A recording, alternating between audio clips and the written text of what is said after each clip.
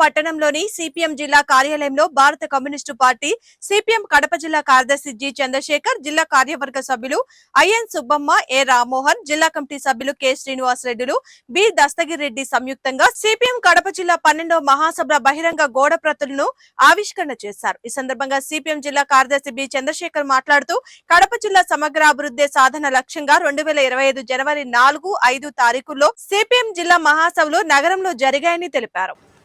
భారత communist party Marxist CPIM Kadapa జిల్లా 12వ జిల్లా మహాసభలు 2025 జనవరి 4, 5 తారీఖుల్లో కడప నగరంలో జరగబోతా ఉన్నాయి.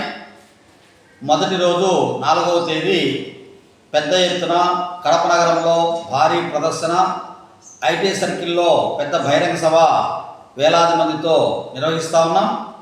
ఈ మహాసభ సందర్భంగా జిల్లాలో ఉన్నటువంటి పెండింగ్ ప్రాజెక్టులు పూర్తికి నిధులు కేటాయించి పనులు ప్రారంభించాలని చెప్పి, అట్లాగే జిల్లాలో పారిశ్రామిక అభివృద్ధికి కేంద్ర రాష్ట్ర ప్రభుత్వాల బడ్జెట్లో నిధులు కేటాయించాలని, అట్లాగే కడప బెంగళూరు రైల్వే లైను పూర్తికి కేంద్ర రాష్ట్ర ప్రభుత్వాలు 50-50 నిధులు విడుదల చేయాలని, కడప కొప్పర్తి ఇండస్ట్రియల్ కారిడార్కి సంబంధించి అనేక పరిశ్రమలు రావడానికి అనుగుణంగా కేంద్ర రాష్ట్ర ప్రభుత్వాలు కృషి చేయాలని, ఇక్కడి నుంచి అమరావతి తరలించినటువంటి స్కిల్ డెవలప్మెంట్ను మళ్ళీ తిరిగి ఇక్కడే ఏర్పాటు చేయాలని, ఈ రకమైనటువంటి అనేక అంశాలపైన పెద్ద ఎత్తున ఈ కార్యక్రమం చేస్తా ఉన్నాం.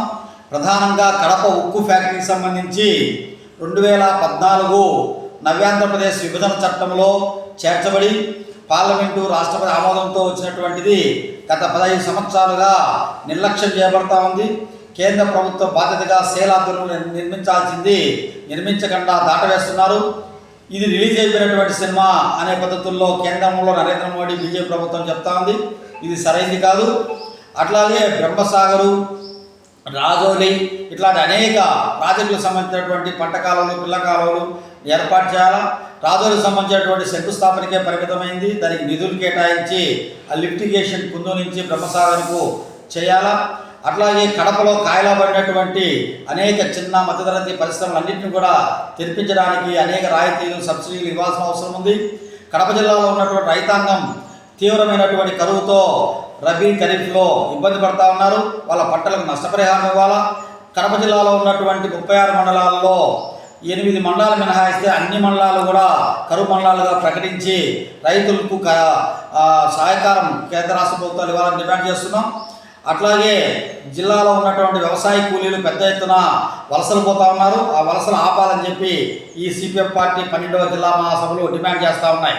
జి చంద్రశేఖర్, సిపిఎం జిల్లా కార్యదర్శి, కడప.